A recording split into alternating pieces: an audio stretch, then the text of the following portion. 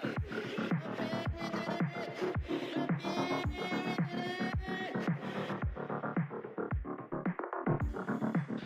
flag, Max. Dash positive, dash positive.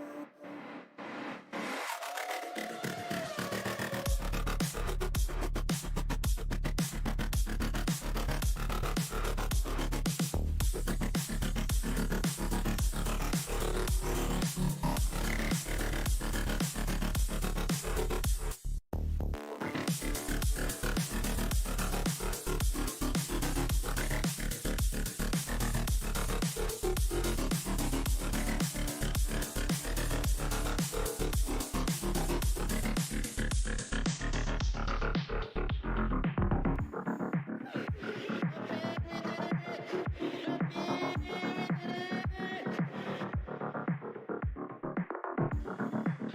flag max, dash positive, dash positive.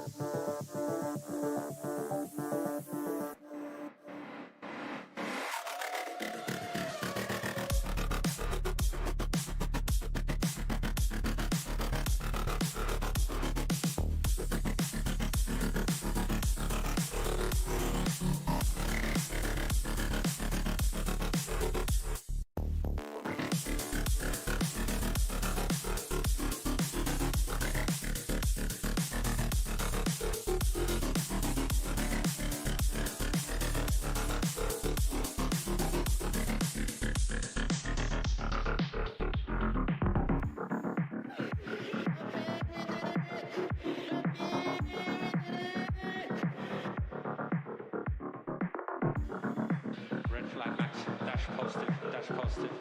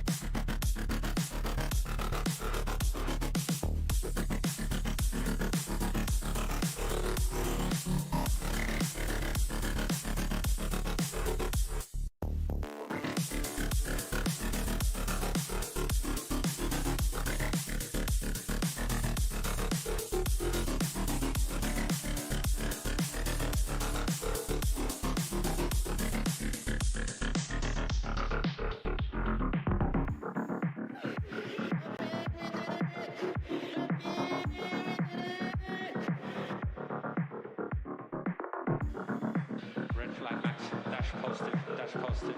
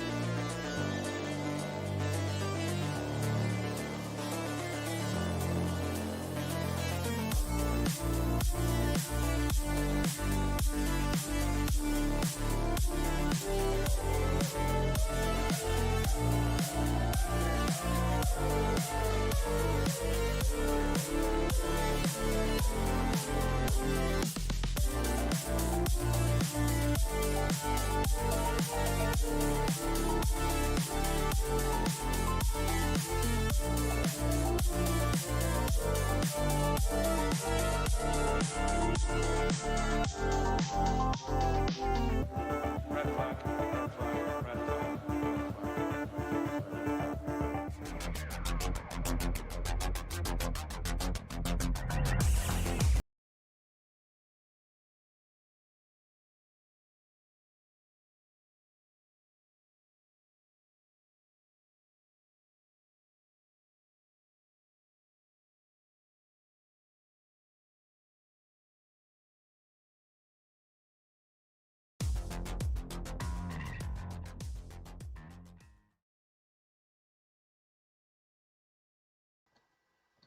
Good evening, everyone, and welcome along to EML Premier. We are here tonight for the Race of Legends as we take in the Belgian Grand Prix from, of course, the Circuit de Spa-Francorchamps.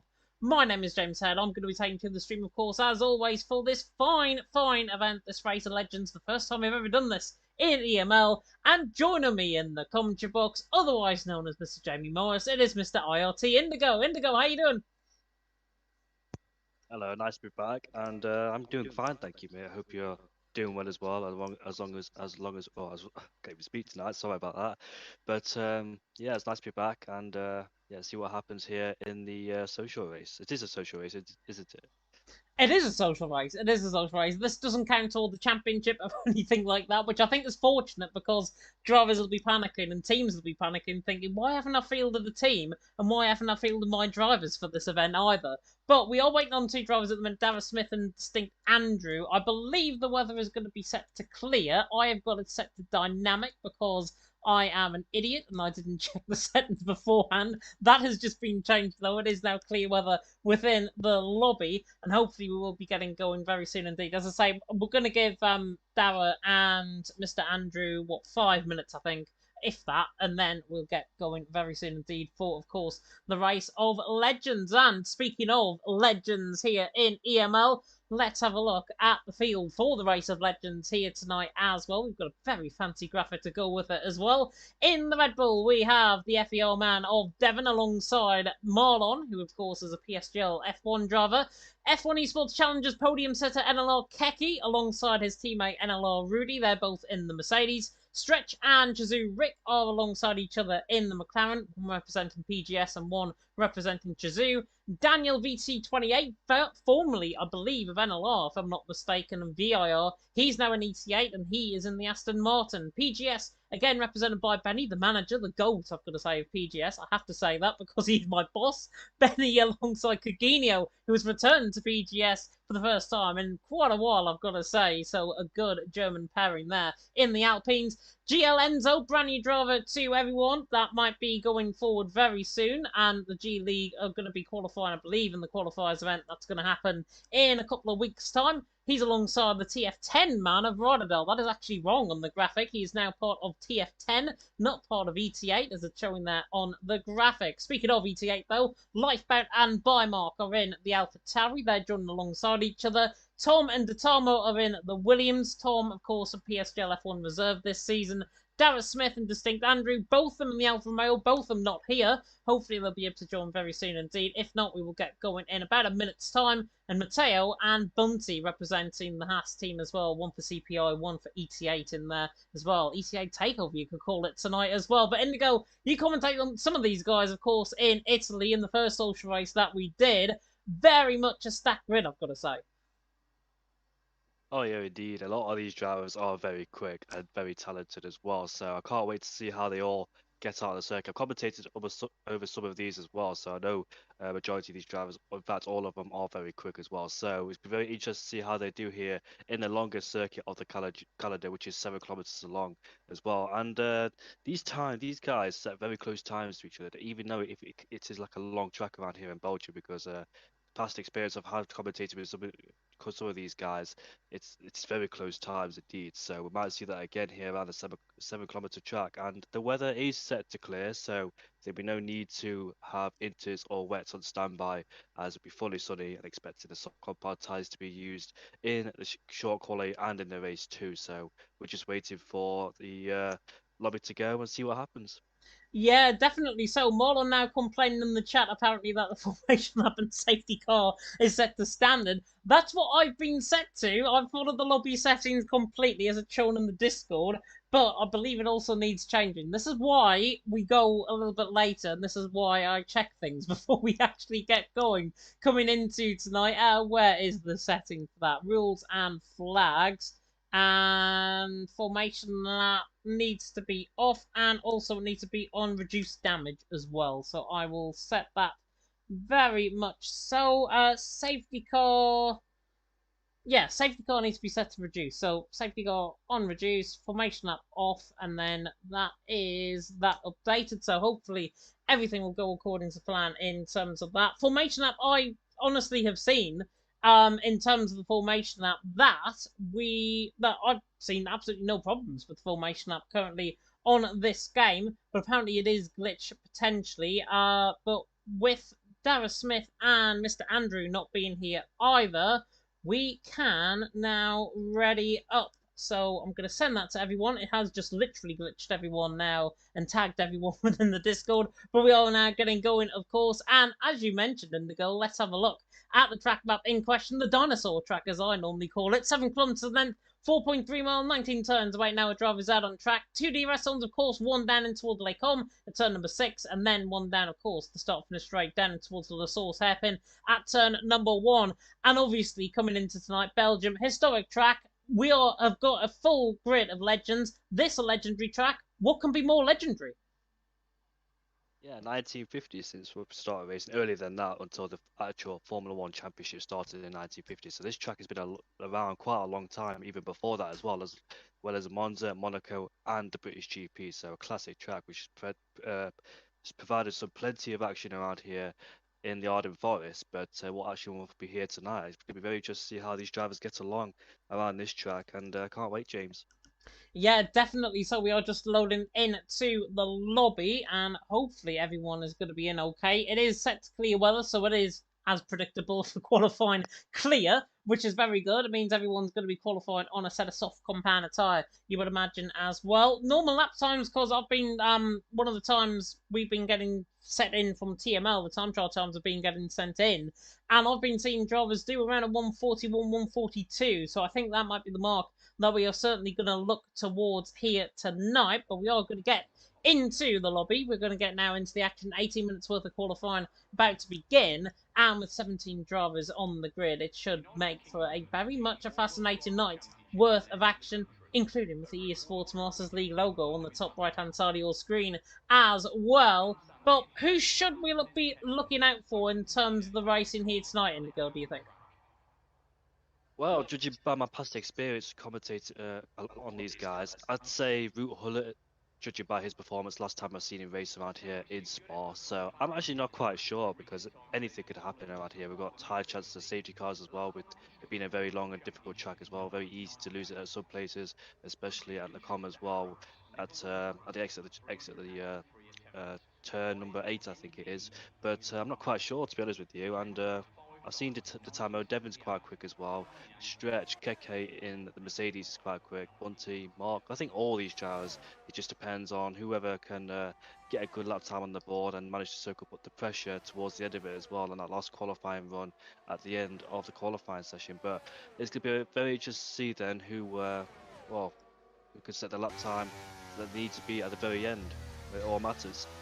Yeah, definitely so. And obviously, with it being clear weather, the tire temps are going to be through the roof as well. Time management going to be very important around this 22-lap race, of course, that the drivers have got in front of them. No sprint racing, no qualifying action here tonight. There's 80 minutes worth of qualifying and the 50% race here tonight as well. As the Shazoo man of Tom is the first man out on track, a man that I'm going to be very, very much familiar with in PSGL moving forward because he's a reserve there.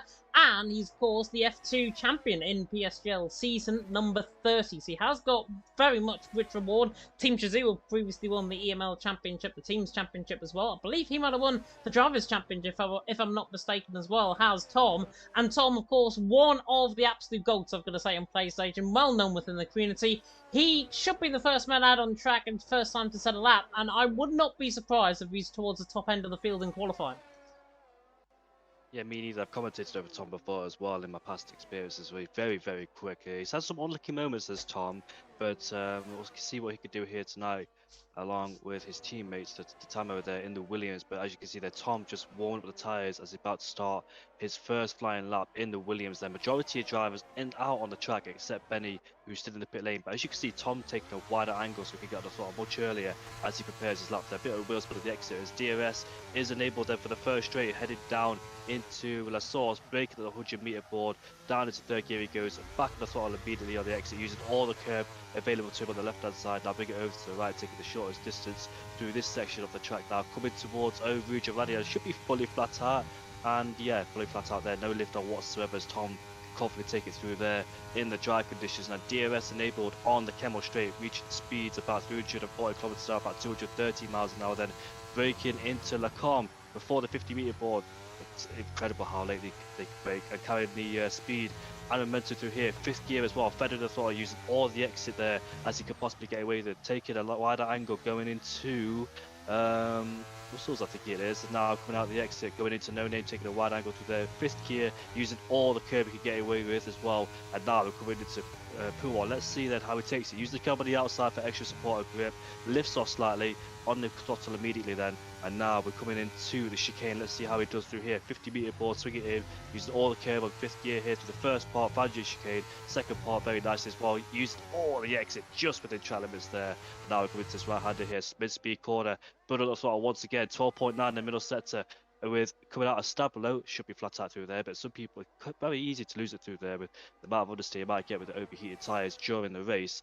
And now we're coming through Blanchimon, should be flat out through here, which he does do. And now we're coming towards the bus stop chicane, get it all slowed down.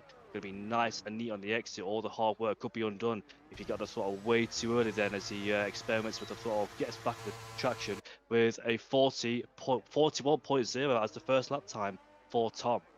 a 41.0, and I was saying we're going to see a 41 or a 42, and already we're nearly into the 40s. Absolutely great lap there from Tom. Devon there going second as well. 41.3. Looking through as well, we have got other drivers on the lap. Ruti's certainly invalidated. Mateo's invalidated as well. Marlon's approaching the end of his lap. A 113.3 in the middle sector is very competitive from the PSGL F1 man as he now comes up the hill into the bus stop chicane at turns 18 and 19. He'd be the next one, I think, on a valid lap as Lifeboat there goes third with 42.5.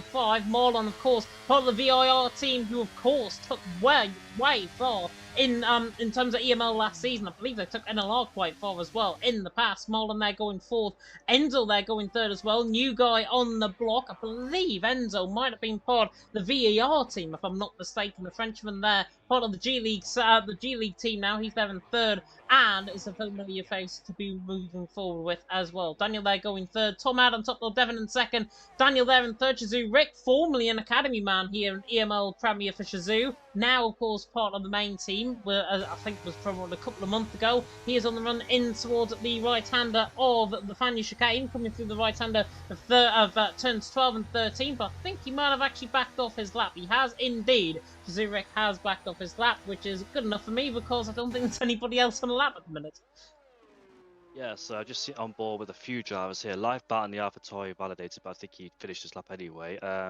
Marlon, yeah, he's not on a lap time, I don't think. I saw Vuhula go for another lap time in the Mercedes, but he's validated already. That must have been through Radion and Rouge and Radion, so he's on the back foot already. He tried to go for a second lap on the set of soft compound tyres, but that didn't work out either, so hasn't got a lap time on the board. As you can see there, a few drivers confidently running one lap of fuel. As you see the confidence throughout the drivers there. People like me probably need about 2 laps of fuel just in case I violate the first one, but these guys very confident with the amount of practice they put into this game and each session as well. I think Marlon, yeah, he's run out of BOS. I don't think he's on a lap time, is he? No, he's not. He's just headed back in the pit lane, I think. So got a few there, not setting a lap time from 11th down to 17th. Then those are the drivers that are on the back foot here at the Belgian Grand Prix. Obviously, being a long track as well, we get 2 or 3 laps. Not like Austria, we can put about 4 laps as well in on that track with being very short. So yeah, very crucial here not to validate because time is costly around here. Yeah, time is of the essence, I've got to say, around here as well. Unlike a track like Austria, as you mentioned, you can get about 4 or 5, even 6 laps in sometimes. In Austria, I think 7 laps. I don't know why I was going to say 7 laps, but pretty much an average time around here. As you see, 141.1s, and if that is the case with 41.1s, we are going to be seeing drivers really pushing to try and get 3, maybe even 4 laps out there as well. Depends on when they enter the pit lane. As Keki's actually entering the pit lane now, so he's going to be out of sync towards everyone else. Mark and Rodadal are the next 2 out on track, as Rodadal has actually done the Sebastian Vettel and Jensen Button line, coming from 2010. He's actually invalidated coming through the bus stop chicane. The TF10 man, hopefully going to be taking things more seriously than what he did in PSGL on Monday. He drove very well, I've got to say, on his debut, but he's backed off and he's absolutely messed up his run on through towards La Source hairpin at turn number 1, running down the hill, of course. And now running in towards Rouge and Radion, pretty much at the top of the hill. 8 minutes gone in the session. Tom out on top, Keki in second, Devon there in third. James Boyle there, familiar face to me in the commentary box. He is saying a 140.8 potentially in terms of lap times. Rodadal's first sector, we'll see what his first sector is like. 29.8, it's purple apparently in the first sector. And if that is the case, I'm very, very surprised he actually hasn't lost more time than what he did, because he made an absolute mockery out of the bus stop chicane. I didn't see that, but I'm on board with him now, and looks like a decent hooked up lap. He's taking a lot of curve on the entry towards Lacombe, so that's a very nice lap time. Didn't really use too much curve through No Name, but used the exit very well as well. And now he comes through Pouon into 7th gear. He goes slight lift off the throttle, but gets back there immediately then as he makes his way now to the Fania chicane. Difficult one, this one. You need to get, it's just very easy to run out wide through here and lose the back end of the car, especially through here as well. You saw Antonio Giovinazzi do that. There's a car on the exit, but he gets out of the way very nicely. Yeah, Antonio Giovinazzi did that at the 2020 Belgian Grand Prix, and he took George Russell out with him as well. Didn't take him out. George Russell just got caught, unfortunately for him, and both drivers ended up out of the race. And now we're coming through Longchimon, fast corner through here, speed about 220 kilometers an hour as we head down to the bus stop chicane. She said did the Jensen Button and Sebastian Vettel line there, where Sebastian Vettel lost at the damn part, and Radadal didn't really hook up that bus stop chicane as he would have wanted. So he might have lost a bit of time, but it's a 41.6 as he puts his car into P8 then. So plenty of time to be found by him in the Ferrari.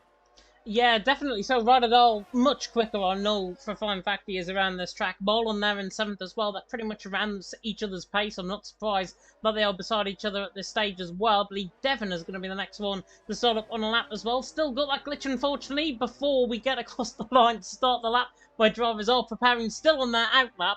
But Devon, anyways, is on the run down in towards turn number 1 once again. Devon, of course, part of the FBR team who won, of course, previously in EML. And Devon looking to try and provide some sort of resemblance and make himself into a legend, of course, here tonight. And that is what we are all doing, making ourselves into legends as a result of this. Through a Rouge and Radion, now at the top of the hill, coming now through Kemmel Corner on the Kemmel Straight, running down in towards Lake Com, and the end of the first sector split from the Dutchman. We'll see what the Dutchman can do. 29.8 in the first sector. It's respectful. It's a little way off though what we saw with Rotterdam in the first sector. Right, it's come nicely coming out of Lake Com now through Malmedy at the top of the hill, running now down the hill in towards Bruxelles, which of course is the capital of Belgium. As when I can do a right-hander return number 8 in toward the left-hander return number 9 at Jackie X corner through formerly no name, now Jackie X corner on the run down in towards Pouron and pretty much marking the halfway point of this lap. But Tom Adam top, Keke in second, Devon in third, but not for long because Keke's in the Devon, I should say, is in the wall. Nearly gets his rear wing caught on the rear end, and that is a catch of the curve through Pouron and sends the car spinning. So that is him pretty much now on the back foot. Yeah, lucky that he went in the back end, but he still might have sustained a bit of damage depending on the module that the game is setting is on. So luckily it wasn't a tyre because his qualifying would have been done and dusted then. I think a second Red Bull's done that, you know. I see a Red Bull off the track there. That is Marlon. In the second Red Bull has gone off, I think. Was he in a lap time? I think he was. But has he sustained any damage? I don't think so, not in the front wing. So he's also done the same mistake. Both Red Bulls there, same part of the track. Yeah, very interesting stuff indeed. More on that down in 8th position. Cagino's now the next one to come across the line. The Ferrari, I should say, coming back in the pit lane, I believe, is Rotterdam. Cagino now on the run to the line. Goes 7th, so not a bad lap there at all. Actually goes 6th. A lot of the timing screens are there. Cagino going 6th. 141.48 ahead of Enzo, who actually improved as well. And he's actually purple in the middle sector. 113.164. Slightly off from Cagino in that middle sector, but we'll see what the GL man can do. As Bunty there goes 8th position as well.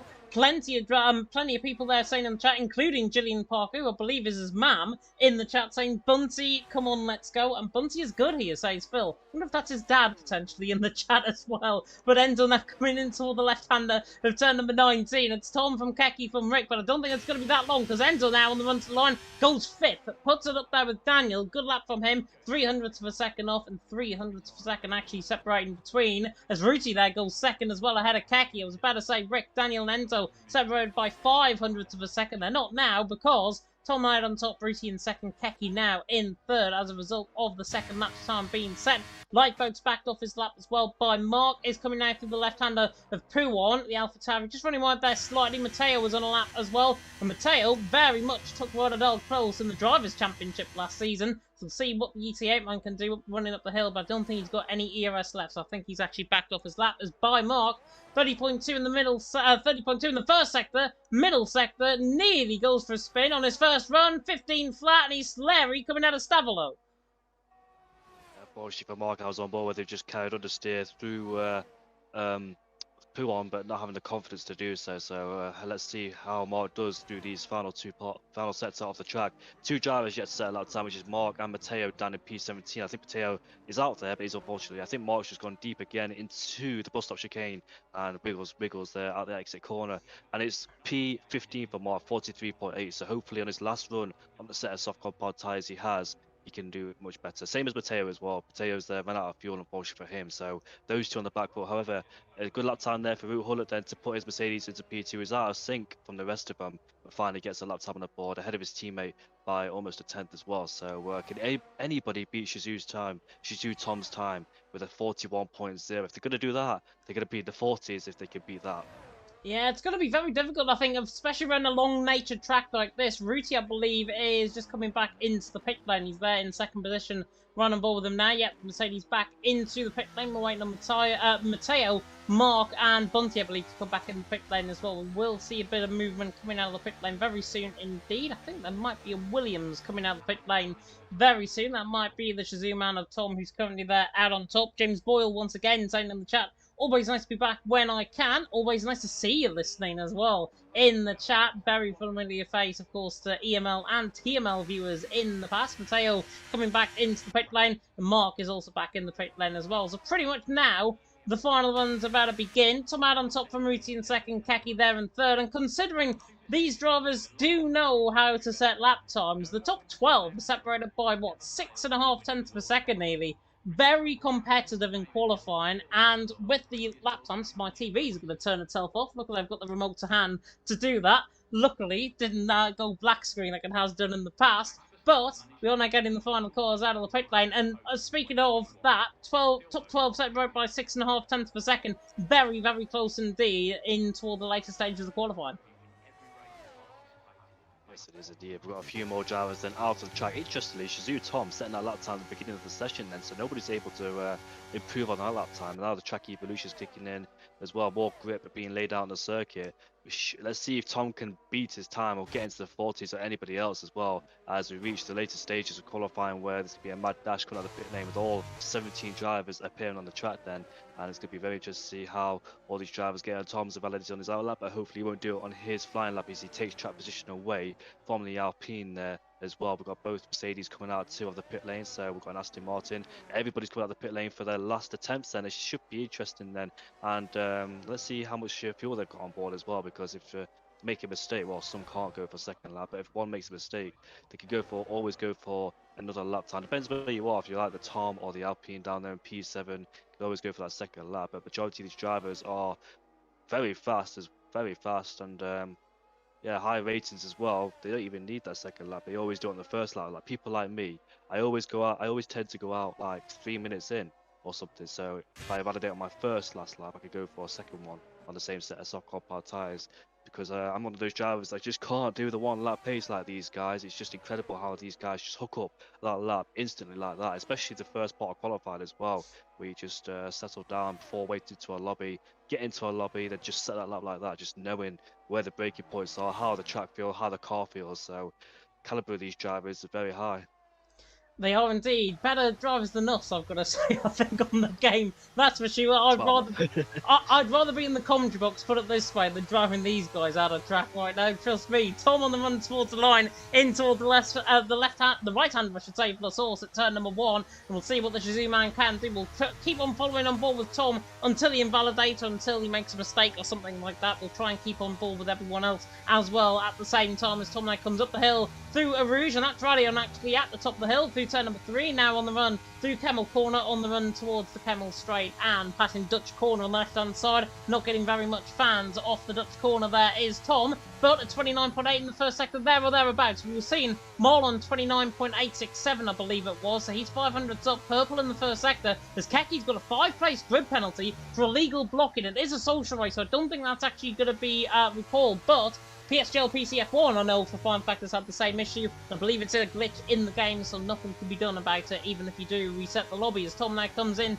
towards Puon at the left-hander through the middle part of the lap, looking very, very committed through there, I've got to say. Now through turn 11 and in toward the fan chicane of turns 12 and 13 once again. Tom right on the limit, right in the curve nicely through turn 12, through the left-hander of turn number 13, then in towards the right-hander turn number 14 at Campos, and then into the right-hander to 12.7. Huge middle sector from Tom. Purple in the middle sector. He's a 10th up on his previous spare, so he's looking to try and get toward the top end of the field. Ruti there in second, Keki third, Rick there in fourth for Tom. Now coming in toward the final couple of corners through Bluncham on the flat left-hander, 200 mile an hour carried through there as he comes in toward the bus stop chicane, looking to try and improve on his lap. The Shazoo man in the Williams coming through there for the final couple of corners on the run to line. Is he going to try and put everyone out of sight? Tom on the run to the line. does, but might not be enough. 40.9, he's 210.3 of Ruti's invalidated, coming through the middle sector. Keki also down in his lap time as well, I believe. He's actually coming through, in towards Fania chicane, so he's actually on a lap, coming through the Fania chicane right now. And we'll see what the Mercedes man can do out on track. Rick there is coming through the final couple of corners. Marlon goes quickest, 40.8. Big lap from him, and Keki's a 112.8 in the middle sector, looking absolutely huge. The NLR man could yet defeat Marlon in this pole position battle on the run towards Blanchimont. Keki right up with this lap time. He's on board with Tom, certainly, in terms of this, but he needs to find a 10th of a second from somewhere. So I think on board with Rick by mistake. Keki now in toward the final couple of corners through the bus stop chicane. Can the Finn do it as Enzo goes second as well? Keki to the line, doesn't, it absolutely collides with the McLaren to the line. In the end, doesn't, but does improve. A 40.903 goes ahead of Tom. Very good lap from him, but late stages of qualifying, fantastic lap. It's Marlon out on top. The PSGL F1 man needed more airtime from me, who's the co-commentator of PSGL F1, but in the end, it's Marlon out on top. Enzo in second, Keki in third, however, with the 5-place scrum penalty for illegal blocking, he's going to be down in 8th position. What a thrilling end to qualifying. Wow, first to 10th separated by 5 tenths. First to 10th separated by 5 tenths. That is incredible from these guys, especially with the joys of this track, the long distance of this track. But unfortunately, Keke's got a 5-place grip penalty. I did go on board with him. They were all bunched up in the final corner trying to get space and trying to get a lap time. So unfortunately, the game registered it as illegal blocking when it wasn't. They were just all backed up in the final corner, just ready to set their lap times. But what a lap time for Marlon there with a 40.8, and the gap between those top three is incredible as well, separated by under a tenth as well in the 40s. So I was on board with Tom the whole time because I thought he was the man to take pole position, but Marlon snatched it at the end there. Incredible scenes at the Belgian Grand Prix qualifying. He did, leaving it late he did, and Marlon out on top. We'll see towards the top end of the field how everything is going to decipher, of course, in the race in Belgium. Hopefully we've got enough time to run the advert. We'll be back in 30 seconds. If not, the race will probably start. We'll be back.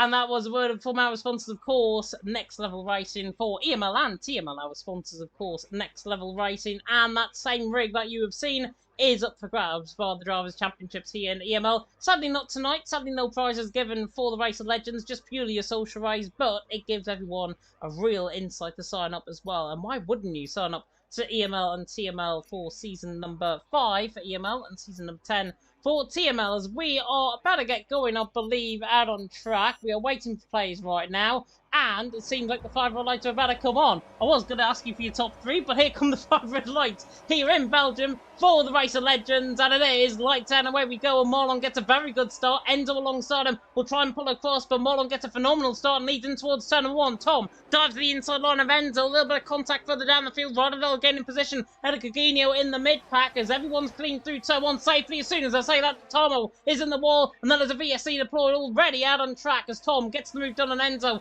coming through Arouge and Radion before that VSC period had came out. And it's Marlon out on top, Tom in second, Enzo there in third. I did switch the safety car to reduced. Luckily, it's a VSC, not a full one. Yeah, unfortunately, Tamo there retired. I'm not quite sure what happened to him, but he is out now, 16 remaining in the session. Daniel is on the soft compound tyres, so he didn't really capitalise on them at the start, getting the most grip against the hard runners. So it's very important for Daniel to be up there and get past these hard runners. Oh, wow. So we go racing once again, then green flag immediately. Yeah, green flag immediately, and Ruti nearly got caught out by that as well. He's right on the back of Daniel. Devon there lagging slightly, I believe, coming through the left-hander of turn number, Jackie X corner at turn number 10, on the run down in towards Pre-1. But Marlon leads the way, Tom in second, Enzo there in third. Fantastic start, apart from Tom, I think, hitting the wall by himself. The Asa and the Williams out of the race already. Aston Martin there with Daniel running wide in the back end as well as Coginio's looking for a move on Keki, the man. formerly of TTG, now part of the PGS team. Of course, we merged with each other as Mark has gone for a spin. Maybe a little bit of contact with Stretch at the back end of the field as now Keki and Rodadal side by side coming through as Mark has retired once again out of the session. And it's the second, I've never seen this before, a second VSC within the first lap of the race. I have never seen this in 10 years of league racing commentary. Well, I've been doing it for 4 years, so it's not as long as you. But yeah, second virtual safety car that appeared, unfortunately. Not the drivers there getting frustrated by that, especially Daniel, who's trying to make a move on Devon for P4. But that was a good battle between Cudino and Keke there. He took a fully advantage around the outside with the benefits of the medium compound tyres. I saw that move. He had a lovely drive around the outside of Puon. Oh no! Oh no! Marlon picked up a drive-through penalty right on the Delta time. He was actually coming through the midpoint of turn number 1 at La Source when he picked up that. So 5-place grid penalty. A drive-through penalty, I should say, for Marlon. As they're side-by-side, Ruti and Daniel are side-by-side with Rouge and Radion. Just has to back out of that, does the Aston Martin. Now Rick is coming like an absolute express train to the middle of the track to try and go around the outside here on the back of Daniel. Daniel hanging on for 6th and just about hangs on in toward Lake Holm. But my word, Marlon picks up a drive-through penalty for speeding under the VSC. Such a shame from the German. His luck definitely not in tonight in the Race of Legends. Marlon, is going to come back to Horton. There's contact further down. Yeah, Daniel made contact with the back of Vu Hullet. Now we've got Vic around the outside, making a move on Daniel. This is not good news for Daniel, being on the soft compound tyres. 2 steps softer than the hard. Now they're going side by side. It's a Puon! But Daniel there had a massive snap of oversteer, and now he loses another place. Daniel really suffering in these early stages of the race there, not getting the grip whatsoever, as you expect on the soft compound tyres. He's falling backwards rather than forwards, and he started 5th, down into 8th, as you can see there. In the Alpine going a bit wide there, so it might pick up as it goes wide again, coming out almost at the exit of Stavolo, but hopefully he can keep it with the chat limits because you only get 2 warnings before a penalty. But yeah, Marlon there will have to serve his drive-through penalty within 3 laps, otherwise he'll be disqualified, so he might take it to this lap to make sure he doesn't lose a lot of time, as DRS will be enabled next lap then, as Tom will take the lead of the race right now. He will indeed. Marlon into the pit lane, 7 up that drive-through penalty. There's the possible race-stop strategies, actually. Certainly on board with Devon, lap 10 to 14, from a set of medium compounded size for a set of hards. Enzo doing the same thing as well, according to the graphics there appearing on my screen, certainly. But Tom now leading the race. Now got an element of control over the race for the first time. 0.8 of a second. That gap will reduce quite considerably because Enzo is within ERS range. He's within DRS range as well, but DRS now enabled, of course, on to lap number 3. And a big feature, actually, that is part of the game, as Rodadal's going to absolutely use this to perfection. That overtake that you see on the top-hand side of the middle of the screen, as Keki's doing the same thing as well, passing Daniel to the inside line. Bit of contact there in toward Lake Holm, but Keki is through anyway, so on the set of hard, so he's through and he's into 8th.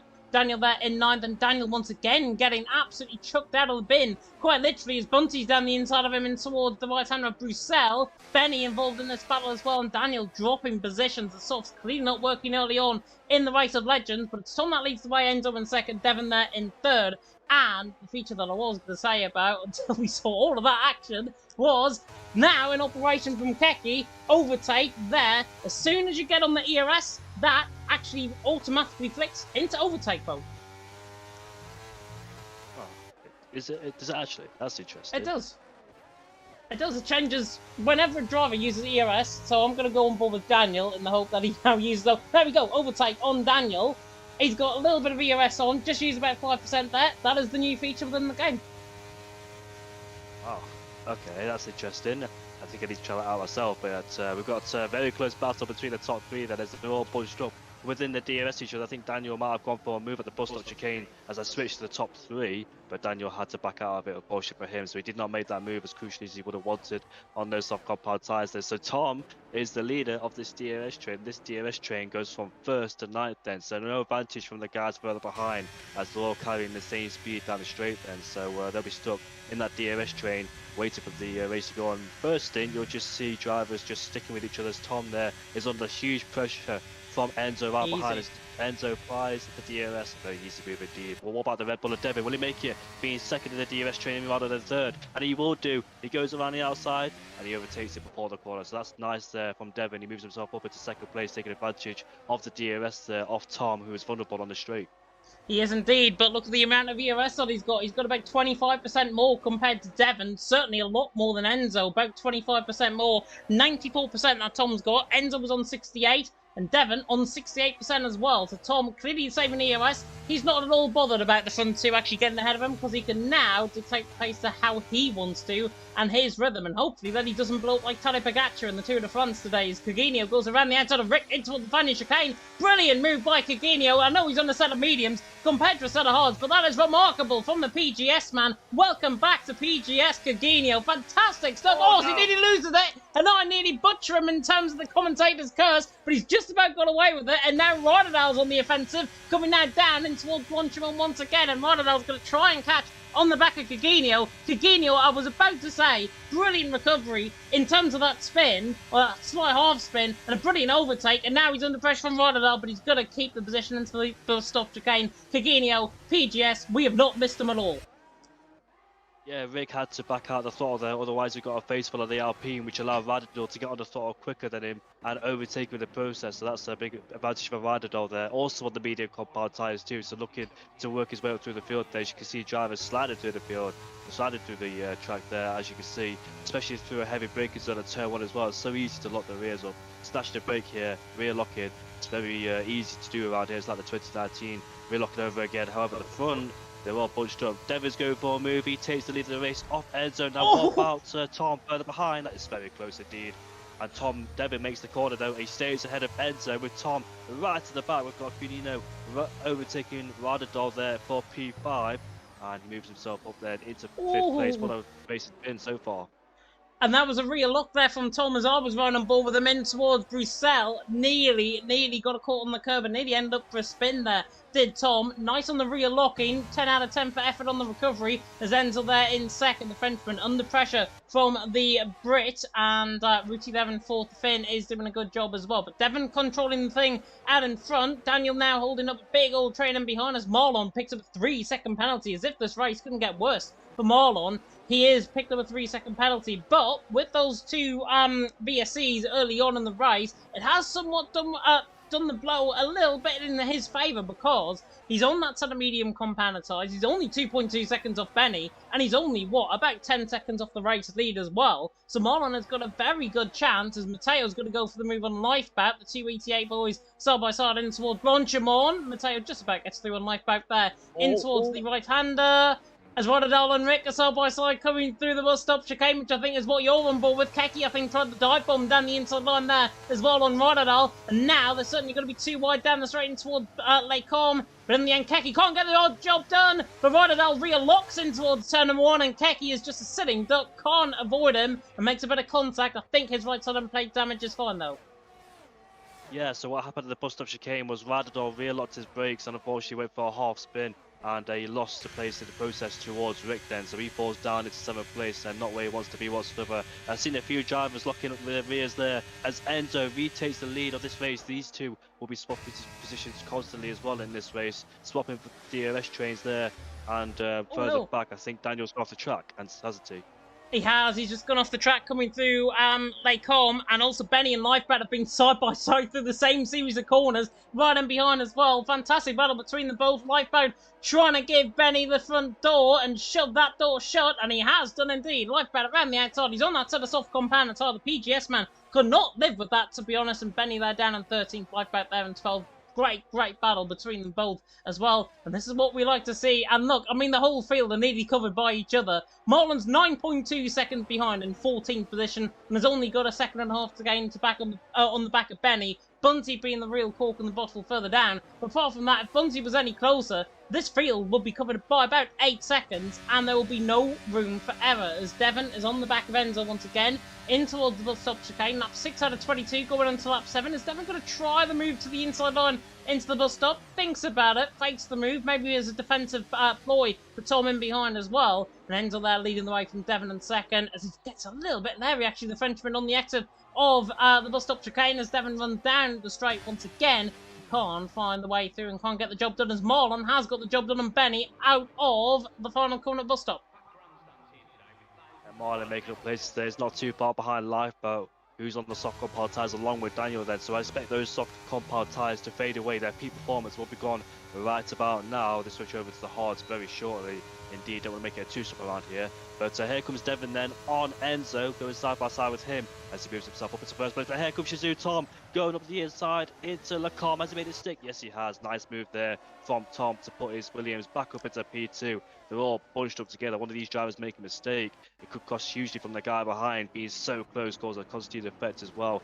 But yeah, Devon up into P1 then ahead of Tom. Enzo dropping 2 places there into P3 he goes. And this battle continues between these guys up here in the top field of the race. Yeah, definitely. So, Skydon there saying in the chat, every time the same. I think that's in relation to Marlon's drive-through penalty that he had a little bit earlier on in the comments there as well. But he is in that battle with Lifeboat and Daniel. Speaking of which, both of them have just picked up a 3-second time penalty, so now he's even with them. So that is a little bit of good fortune coming Marlon's way for once. Devon there leading the way, though, from Tom in second, Enzo there in third. On lap 7 out of 22 here in the Belgian Grand Prix. Myself, James Had, and Mr. Jamie Morris, IRT Indigo, taking to the action here tonight as well for the Race of Legends, as we will do for EML season number 5, going forward as well for Formula 1, I believe that is right, or League 1, or Premier 1. I was about to say Premier 1, but it's not Premier 1. I think it's Formula 1, if I'm not mistaken. And then Formula 2, it is Leslie, and I don't know who's alongside him in the commentary box, which is good for me, is Tom. It's on the back of Devon towards turn number 1. And Marlon actually gets the job done in Lifeboat, and Lifeboat actually decides to bail into the pit lane. So in the AlphaTauri, he's in the pits, and I'd assume this will be for Stella Hards to the end of the race. Yeah, those soft compound tyres have probably come to an end now, so he's switching over. His fight was this Daniel and Bunty. As Daniel's found some pace, he's on the back of Bunty now, who's with his Haas teammate Matteo. Here comes Devon, here comes Tom then, side by side with Devon once again, as these guys constantly switching positions there, using each other as DRS, and Tom there gets moved on. You can see Enzo in the background just lurking as he letting Devon know, aware of his presence, but Devon remains in P2 for the time being. These guys will constantly switch positions at the start of the race, but I can't wait for the second phase where it might get all a bit interested and juicy towards the second stint on those medium compound tyres. Obviously, 5th place there for the Alpine. He's on the medium compound tyres, so not what he wants whatsoever. He wants to get past these guys, but being stuck in the DRS train is a major problem at every single track. Then it's very hard to overtake, even if you're on the softer compound. And he'll be switching over to the hards, where the rest of these guys will be on the mediums as well later on in this race, so he might be vulnerable towards the end. And Marlon gets another penalty. That's 6 seconds. He's had 11 seconds so far. Well, he had a drive penalty actually, I think it was. So he's picked up quite a few penalties around here at the Belgian Grand Prix. Track limits not staying within him as crucially as she can be. But yeah, he's down in P12, catching Daniel, who's on the back of Bunty. Bunty there exposed because he's got no DRS behind his teammate Matteo. So it'll be very interesting to see what Daniel could do there. Might go in the pit lane, Daniel, to reduce the threat of the undercut in Lifeboat. Rooty to the outside line on the bus stop chicane on Enzo. Enzo's gone very deep on the brakes. Might get the NLR man in on the switchback coming out of the bus stop chicane, and he's going to get on the power coming out of turn number 1, down in towards turn 1 at the source. But he hasn't got the power and he hasn't got the ERS to manage that either. So Enzo pulls away from him down the straight in the Ferrari. It leads the Mercedes. Where have we seen that one before around here in Belgium? Rick there on the back of Cagino, 5th and 6th position. I was about to say Cagino was looking really quick compared to everyone else. Now the mediums, I think, are beginning to hit the cliff. Rick is right on the back of him, and Devon's going to go for the race lead on the back of Tom as well. Here comes Devon, the Dutchman, to the outside line, running down the Camel Straight. Easy move as you like. Rick catching Cagino as well. Cagino actually catching Rooty. Rooty caught completely off guard into the Lecom. Rooty tries to go all the way around the outside and holds on to the position. Cagino there did not want to let any inch of room given. Again, fantastic racing between the PGS man and the NLR man. If that's a sign of things to come, I will love that battle going forward in EML. But it's Devon out on top, it's Tom in second, Enzo there in third. Remainers they are pretty much for the top 3, apart from Devon getting through on Tom, and Cagino just about not getting the move done on the back of Rooty. But there will be ways and means to try and get that job done as Keki's on the back of Radadal. Not the first time we see, PSG has got a penalty unfortunately for him. Not the first time we see that Alpine and Mercedes go side by side into Lecom at the start of the Grand Prix last year. I think it was in 2022 when Alonso and Hamilton hit each other the first lap, and Hamilton actually ended up out of the race, but this time kept it nice and clean between Wilhoda and gave each other plenty of respect. Like you said, probably caught unawares going down the inside like that, as his tyres then have probably started to, the peak performance would be gone, but I think these hards are now in favour in comparison to the mediums then, so the hard compound tyres will be faster at this stage then the mediums for the likes of Radadal in P7, Kino in P5. In fact, I think Interesting. Radadal is in the pits. He is into the pit lane. That's a little bit earlier than what I was expecting, to be honest. Lap 10 out of 22, and he's into the pit lane, I would say, about 2 or 3 laps a little bit earlier than what I was expecting. The mediums normally last about 12, 13 laps around here, and he's gone onto a set of hard compounded tyres, so he's going to try and perform the overcut compared to what we saw earlier on with Mr. Lifeboat, who was on a set of hard compounded tyres, and he's trying to perform the undercut. He's nowhere near Rotterdam coming out the pit lane. Rotterdam's going to be miles ahead of Lifeboat coming out the pits. But Enzo on the back of Tom. Oh, and Tom actually tries to go around the outside of Devon and all of that as well. Enzo's going to be caught unawares to the outside line, gets the job done. Tom completely late on the brakes, but look at the switchback that he gets down in towards Bruxelles. Tom now on the inside line of Enzo. The Frenchman will fight this for its heart's content, but the Brit's going to come out on top, and that's the Entente Cordiale in full action there. Tom through, and he's into second. Enzo there in third. Ruti there down in fourth. Ruti had the box-sized seat in behind as well. Great battle once again. Devon just begins to pull away slightly. Tom in second, Enzo in third, but nobody wants to give up that as Marlon has smashed it into the wall, I think. Off the right-hander of the left-hander out of Jackie Ick's corner. Hasn't got any damage on the car, but that is from bad to worse for Marlon. Yeah, what a shame there for Marlon getting that drive penalty at the safety car, virtual safety car restart. What could it have been if he was up there with the top guys? But we'll never know, unfortunately for him. He's on the medium compound tyres anyway, so he might have dived into the pits or just extend that stint a little bit with the guys fighting there. But what an incredible racing with Tom and Enzo. Kept it nice and clean through the corner. Very easy to make contact with each other there, especially. Oh, Tom slided through the corners there in the bus stop chicane, just locking up the rears. Enzo look at in. this. We've got Enzo in the pits. 12 laps to go in the mediums, it seems. Enzo into the pit lane. Again, it's halfway stage. I'm not really surprised, but I don't know the tyre length around here. If it's anything like the last game, tyres would go off towards the end of the race. Enzo's taking a little bit of a gamble here if that is the case. If the mediums are better, and people can confirm that in the chat, and the mediums are better around this track on this game compared to F122, I don't see it as a bad option whatsoever. Kagini also followed him into the pit lane. He's now on a set of hard compounded tyres, but look at where Enzo's coming out, and look who that man is on the left-hand side of him, coming out of the pits is Kagini. Enzo now on the back of these guys once again, looking on the back of the TF10 man. The TF10 man now under pressure, and Enzo, look at the speed that he carries down the straight. Rotterdal's left in his rear wing mirrors as Enzo's through and he's into 9th. Rotterdal in 10th, but Kagini having a cold brown coming out the pit lane. Nearly went in towards the GT3 pit lane. Goodness me, that was close to the wall. Yeah, so Enzo has triggered the undercut threat from the guys ahead, pitting early, but he's stuck behind the Red Bull. He needs to clear the Red Bull. Marlon as quickly as he can then, getting compromised in these slow speed corners, gives him a bit of a shove as well for good measure out of the corner. Marlon's not giving up the spiping on all the tyres. Enzo's going to sneak up the inside, but it's been so close between these two. How? A bit of contact made, but Enzo's ahead. That was crucial for Enzo not to get stuck behind, and the Red Bull now is under pressure from Radadal right behind as Marlon's on the older medium compound tyres then, so there's no to be vulnerable from here on in. Even unless he changes those tyres, Radadal's right behind him. He wants to get past him immediately too. Look at the undercut he had as well, and now Enzo's pulling away from his teammate Radadal as well. Just getting stuck behind the Red Bull in the high speed corners. Tom is in the pit lane along with Devon. They responded to the undercut from Enzo as well. Let's see how this turns out. As Enzo gained an advantage, or was it a disadvantage being stuck behind the Red Bull as Radadal continues his pursuit to get past the Red Bulls? Can't quite do so either as the Red Bull stays ahead momentarily. Yeah, Marlon could actually try and get toward the end of the race on these medium compounded tyres as well, but look at where Rotterdal's going to come out compared to the rest of the field. There they are coming out of the pit lane on the right-hand side. Rotterdal stuck in behind Marlon, who goes very deep in towards turn number 1. And look at the run that Rotterdal gets, and he's on the back of Rick coming in towards the Rouge and Radion. Do you know what? He's actually passing Rick down the straight into a Rouge and Radion, and now all hell's about to break loose in the race of legends. Devon on the back of Enzo for the race lead. Ruti there on the back of Tom. Rotterdal getting under pressure from Rick. Marlon and Daniel, and it's 2 by 2 by 2 by 2. In Noah's Ark formation we go, down the Camel's Lane toward Lake Om, and Devon just about gets the job done. He's through and he's into the lead of the race, or the net lead of the race, with Keki still staying out there. Also side-by-side action further down the field. Kagini picking up a 3-second penalty. He followed, I think, Marlon off track there as well, and he goes very deep, actually, in towards Bruxelles. And the PGS man just about avoids contact with him. But Devon now through into the net race lead. Enzo there now in a net second. Tom there in a net third. But Keki's staying out there.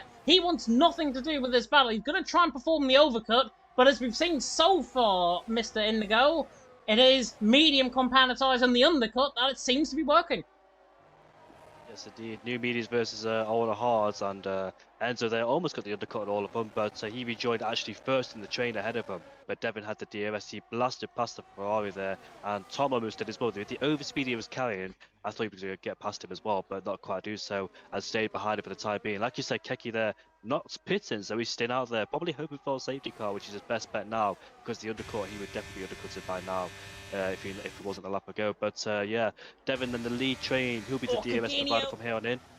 Cagino to the outside line, sorry to cut you off on the back of Marlon. Not an inch given through the bus stop chicane between them both. Lifeboat's going to have pretty much the bird's eye view running down in toward Lake Holm. We're on board with them now as Cagino gets the job done. And Marlon and Lifeboat has to try and change course in towards turn number 1 as well at the source. And Cagino runs wide. Marlon's going to have to run off the corner once again, but Cagino rejoins in track, rejoins in front of Marlon. He was already through anyways. He's through and he's in too. And net P8 out on track as Enzo catching Devin quickly. Tom catching Devin quickly. And now both of them maybe even 3 wide down the straight. On board with Tom on the back of Enzo. Is he going to risk it for a chocolate? Unfortunate for him, as OBS is now beginning to act up. Hopefully we are back though now, and you've missed everything that I was going on about. But Devin there in 4th.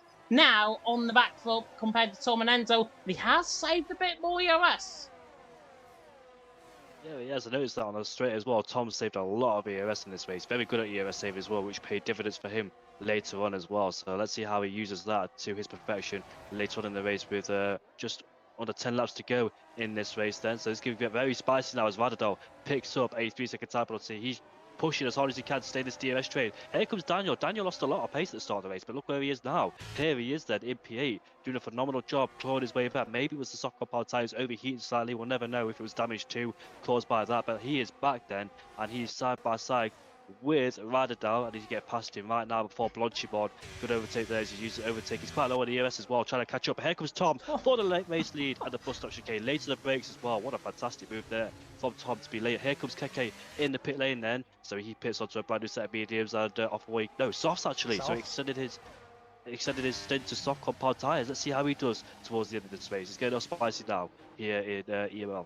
Keki's coming out of the pit lane as well on the right-hand side. There's Radadol. There is the Ferrari of... sorry, that's the Martin Daniel. There's the Ferrari of Radadol. And Keki on a set of softs has only came out not too far behind these. So I would not rule him out for the race spread at this point. Tom there leading the way from Enzo in 2nd. Devin there in 3rd. We now pretty much change as we are as Radadol, speaking of which, is on the outside line of Daniel. Devin on the outside line of Enzo. Down the inside, in fact, in toward Lake Holm. Gets the job done. So the Red Bull through on the Ferrari. Also Ferrari through on the Mercedes, on the Aston Martin further down the field. Keke now warming up his tyres. Mateo's through on Lifeboat as well and all of that. And it's Tom that still leads the way from Devin in 2nd. Enzo there in 3rd on lap 14 out of 22 in the race of legends. Daniel on the back of Radadal. He's actually made a mistake, I think, slightly coming through the in towards Bruxelles. Daniel back past Radadal, and Radadal now may be thinking, you know what, Keki's behind me, I think I'd follow him rather than the Aston Martin ahead. Might be the best ploy in the situation, but Tom leading the way from Devin in 2nd, Enzo there in 3rd. As Lifeboat, I think, has spun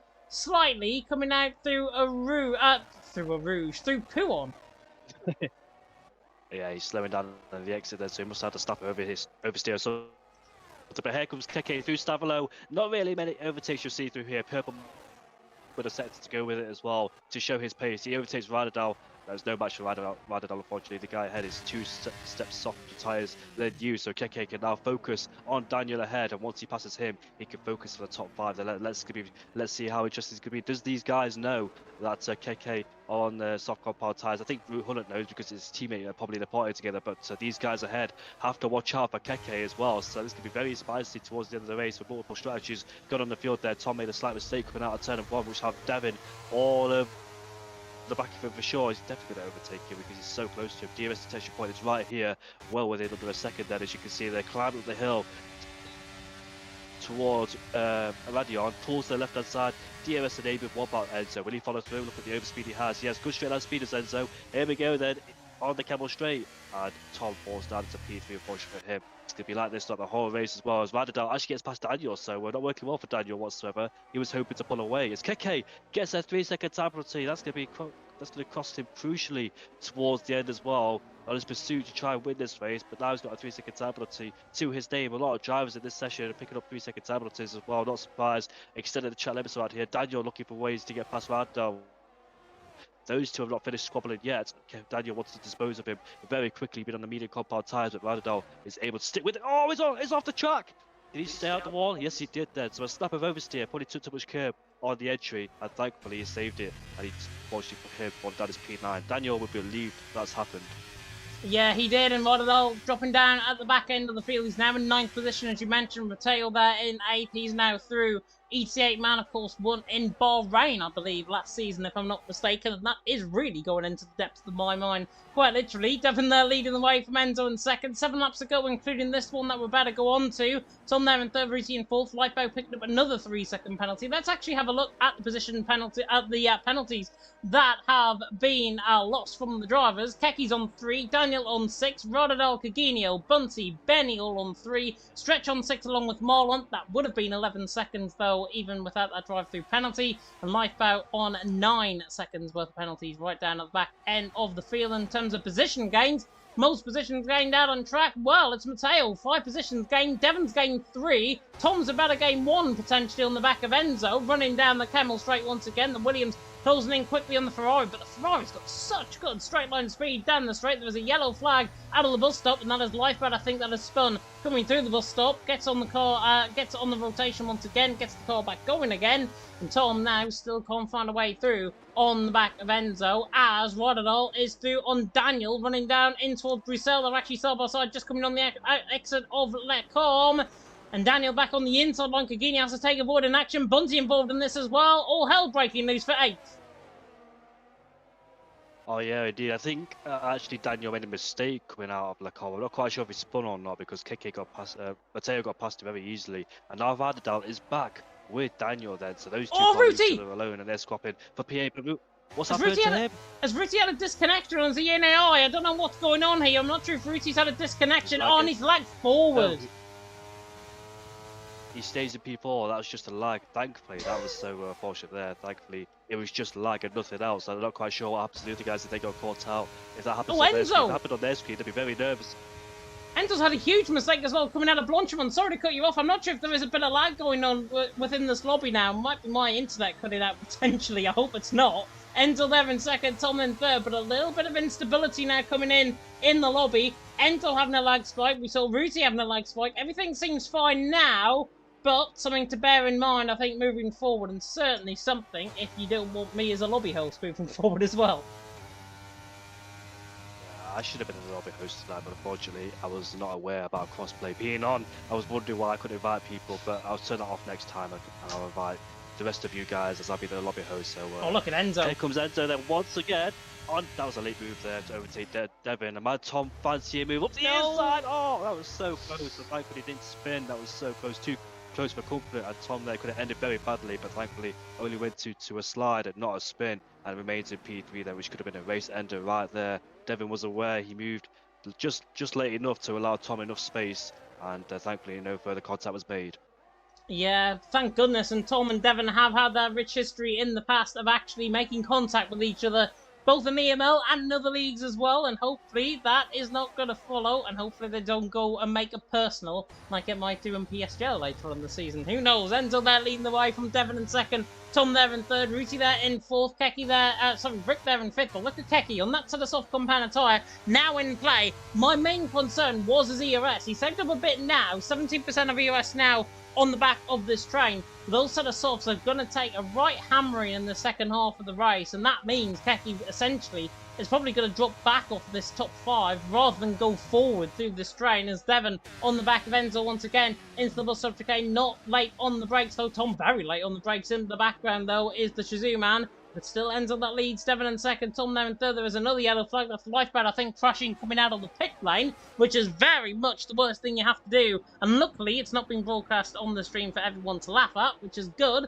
Lifeboat there in 15th, and now getting out of the way of everyone, I believe, coming out of the pit lane, which is very respectful. But now Enzo, Devon, Tom, Ruti, Rick and Keke, pretty much, what, a 10th and a half separating each other for the race leaders. Enzo now under pressure from Devon. Devon draws alongside the Dutchman on the back of the Frenchman, I should say, and the Frenchman now under pressure from Tom. Here comes the Brit to the inside line on the back of Enzo. To the inside line, beautiful move down the inside line. Lecombe gets the job done. I believe Rick's also made a move past Ruti. We've got an AlphaTauri Oh in the car. Oh no! no! They contact with the AlphaTauri and he's out of the race. What a worst possible scenario. Ghosty wasn't on and he made contact with the AlphaTauri who's stricken off the track. That is incredible. Unfortunately there Oh for my! Tom, he is out of this race by a back marker and the safety cars came out too. This is just bad luck, unfortunately for him. He's going to be so frustrated. All that hard work he's put in has just come undone with the back marker there of Life Bar, unfortunately losing the car at the exit there of Lacombe. So what major controversy drama this has been. He was looking to win this race, had the most EMS out of this lot, saved the most EMS out of this lot, and now he's out of this race. That's both Williams gone in this race, unfortunately for them.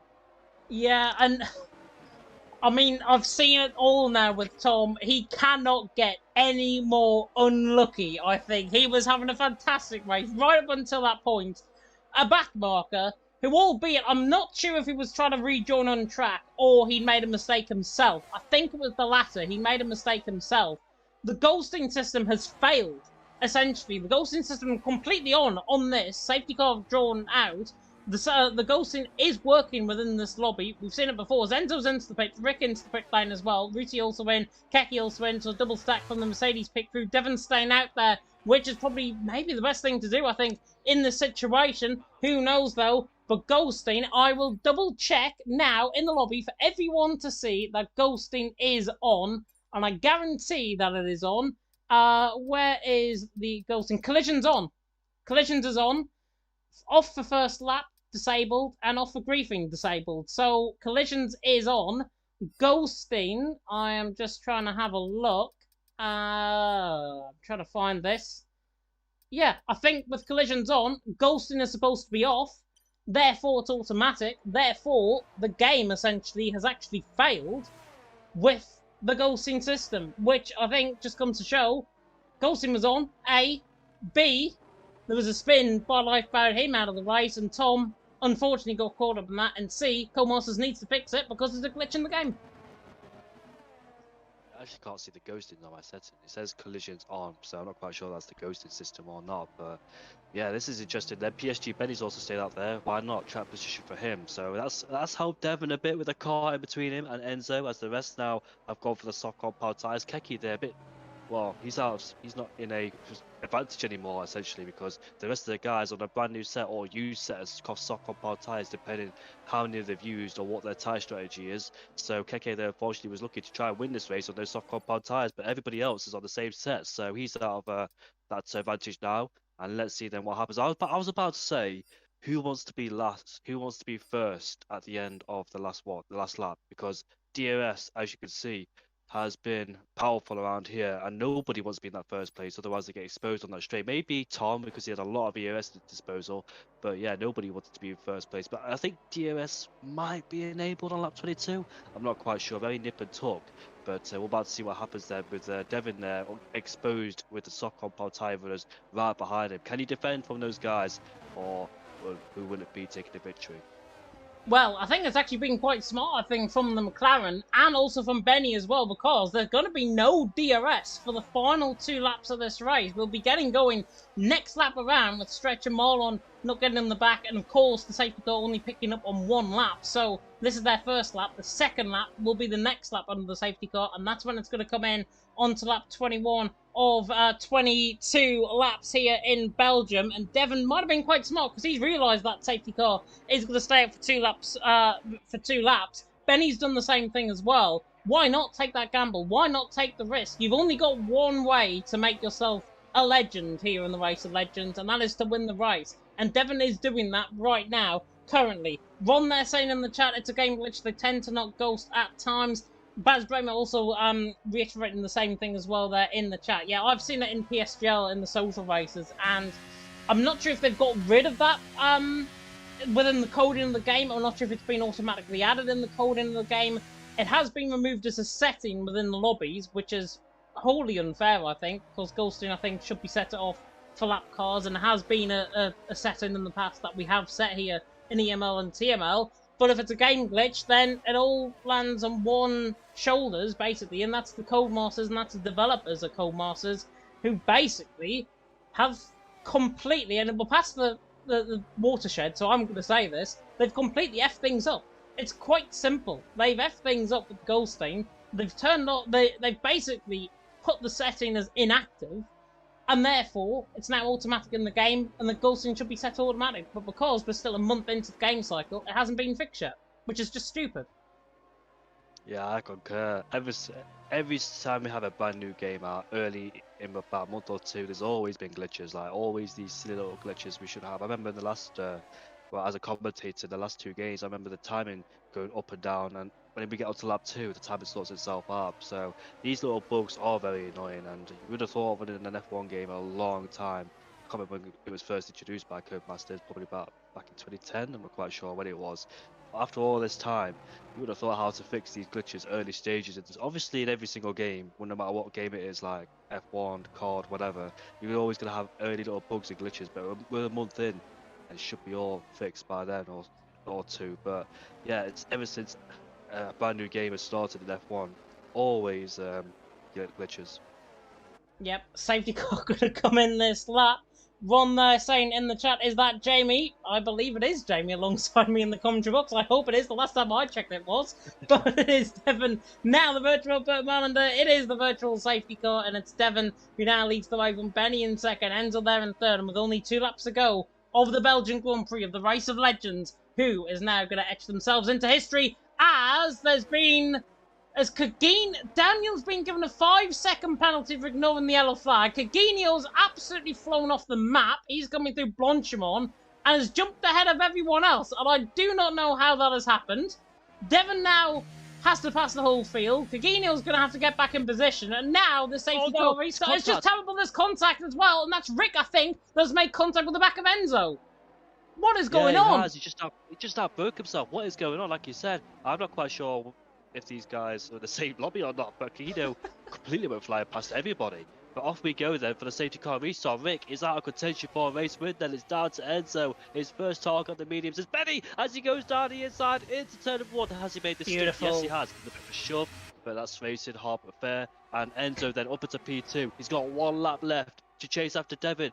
Devon, however, blitzerating the ERS, trying to stay ahead, trying to push as hard as he can to keep ahead of Enzo. The benefit he has is no DRS whatsoever. That's his benefit. It's down to pure pace between Enzo and Devon now to determine who is going to win the race. We've got Ruben Hullett around the back of Benny, but not close enough to make a lunge here into Lecombe then. So it's down into the top 2 to decide who wins this race.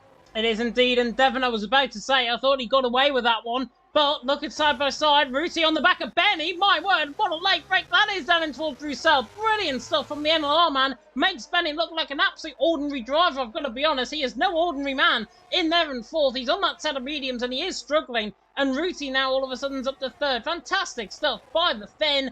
And he's now hunting down Enzo and Devon, potentially for a race win as well. Do you know how we said the front 2 were going to be ones to watch out for? It's now the front 3 is Caginio is now to say Techie there dropping down the field. I think he got caught in the outside curve coming out of Pouon, and that's why he's dropped down the field. But Devon leading the way. This is where, though, Enzo and Ruti are going to be so much better. They're going to try and punish now Devon in towards Blanchimont. He's on the outside line. In towards Blanchimont is the Frenchman, but the Frenchman gets the job done on the Dutchman. He's into the lead. Here comes Ruti on the back of these guys as well. And look at Ruti's speed, 210 mile an hour. Look at him. He's absolutely been shot out of a cannon to the outside line of the bus stop. Not going to get the job done there. Benny side by side with Matteo, who's recovering very well in this race as well. But Enzo leads, Devon 2nd, Ruti in 3rd. If I was in a betting shop right now, I'd be betting on Ruti, because there he goes, down the inside on Devon, gets the job done on the brakes, and now he can set after Enzo. And if he carries 210 mile an hour like through Blanchimont, he's going to be right there at the end of the finish. 7/10 of a gap it is as we make our way now towards Oruge and Radion. No DRS enabled, so it's just down to pure straight line speed. But what about Devon? He might come back on Ruben Hullett, which he doesn't want whatsoever, because he's challenging Enzo. He doesn't want a Red Bull in between him to delay his chances of winning the race. And luckily for Ruben Hullett, he stays. I think this is going to be down the bus stop chicane, like you said, carrying all that speed on the straight. Depends how much ERS he's got left in his disposal. Same with Enzo there. They're trying to save up ERS now in this middle part of the track, ready to blast it all out at the last sector there into the bus stop chicane. But can Ruben Hullett get him down the inside? I thought Ruben Hullett was at a disadvantage when he was stuck behind PSG Benny, but disposed him very quickly into into Bruxelles. And now Ruben Hullett is all over the back of the fan chicane. Will he go through here? No, I don't think so. He'll just wait for the bus stop chicane. This is coming down to Blanchimont, I think. Ruti is right on the back of Enzo. Enzo now struggling maybe for tyres. Those softs are beginning to scream. They're both on the same ERS as well. Ruti, though, was so much quicker in a straight line compared to Enzo. Enzo, I thought he was very quick in a straight line earlier on in the race, but now he's about to be found out. Here comes Ruti on the back of Enzo, in towards Blanchimont. Red fuel light now flashing on the back end there of the Ferrari. He's going to wait to the bus stop chicane. Gets the switch back out of Blanchimont. In towards the bus stop chicane. He's on the outside line as the Finn. On the back of the Frenchman. It's now, well, who wants it most for the race of legend? Ruti's gone deep and Ruti relocks, and it's going to be Enzo, the new kid on the block, who's going to take the race of legends victory. Enzo to the line wins. Matteo gets second. Ruti there in third. However, Ruti has been given a 5-second penalty, an unserved penalty, which I didn't see actually get picked up. Devon has got the same there as well. Not sure what happened there. Ruti in the end is in fourth. Not sure why we picked up that 5-second penalty. Mateo's drive of the day awarded by the in-game fans. But regardless, Ruti's so late on the brakes, rear locks in the outside curve of bus stop, and in the end, it is Enzo, the new kid on the block. Might be saying this name with a few races to come, of course, in EML. And Enzo out on top. Who would have thought it? A new kid on the block in the race of legends.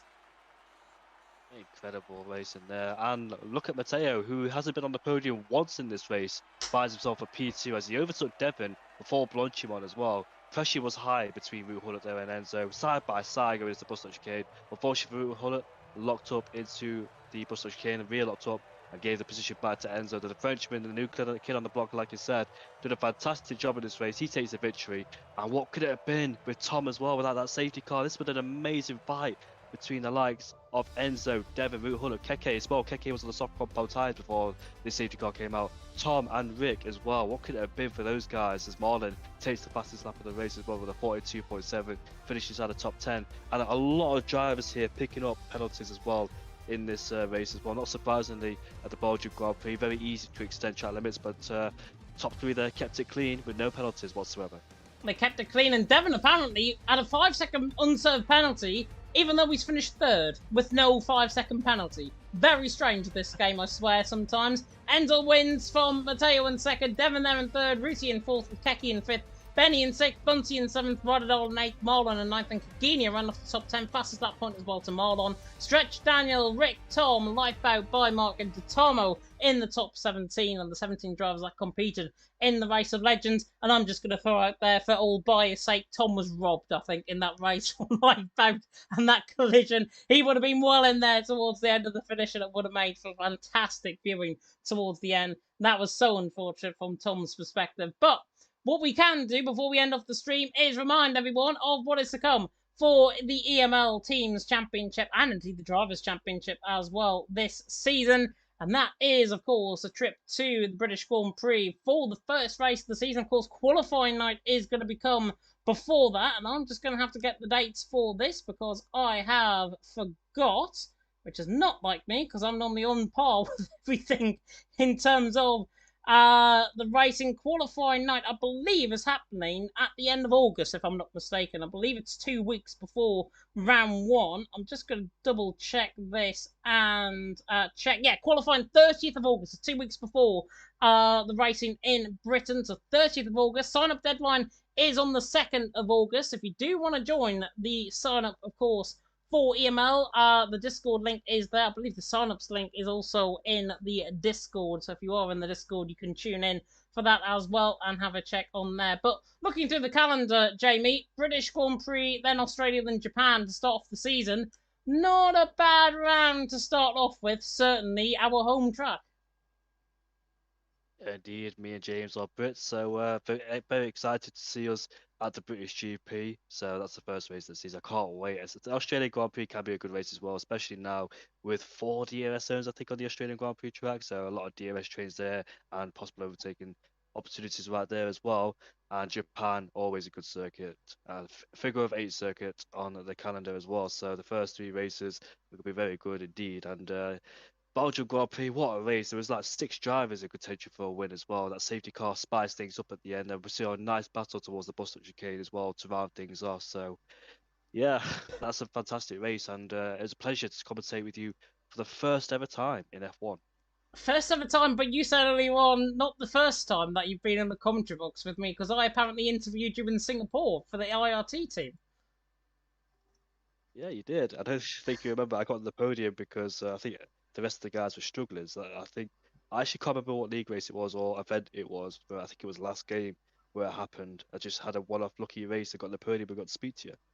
Singapore, I think, was season 3, and I believe it's the race that Mike didn't show up because he fell asleep, and I had to come in for commentary on that night, which to bail him out, I think is probably the best decision that could have ever been made, I think. Of course, looking through the rest of the calendar as well, we've got Belgium and Qatar before a 1 week's break, and that is between Qatar and Austria. TML will be racing on the 18th of the week commencing the, I think it's 16th of October, if I'm not mistaken. Austria, Netherlands, Brazil, in a batch of 3 races, and then we have, thought we had a week's break somewhere, but we don't. We have the Emilia-Romagna Grand Prix, and then, if the curbs are fixed around Las Vegas, we will have Las Vegas to end off the end of the season. Of course, all races for Formula 1 and Formula 2 at 8 p.m. UK time, so you can tune in for that to your heart's content as well. And Tom has shared his video footage, which I'm going to watch off stream, and I'm not going to embarrass him any further by watching what happened there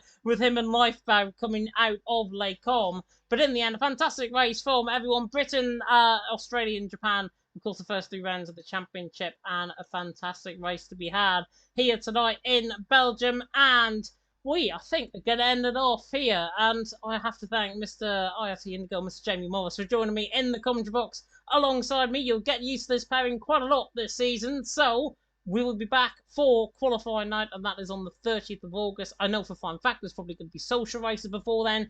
TML is hopefully going to kick off very soon indeed. I'm having a rethink right now about how TML is going to be going. I think we had 26 sign-ups the last time I checked, and ideally, with the Next Level Racing sponsoring, we want as many people as possible. So I'm having a redraw and a rethink about how TML is going to operate, and we might delay the season a little bit indefinitely, maybe until EML kickstarts, and then we can have a review of that then. But big thank you to everyone who tuned in. If you like the stream, like, comment, subscribe, tick the notification bell, of course, if you're brand new to the action. We are going to be back, I'm sure, in the next couple of weeks for a social race. If you do not see us live, then you can see me, of course, commentating on PSGL. I'm just going to throw it out the top tier this season. You can follow me, of course, on Twitter. You can follow Jamie on Twitter as well, at IRT_Indigo, I believe.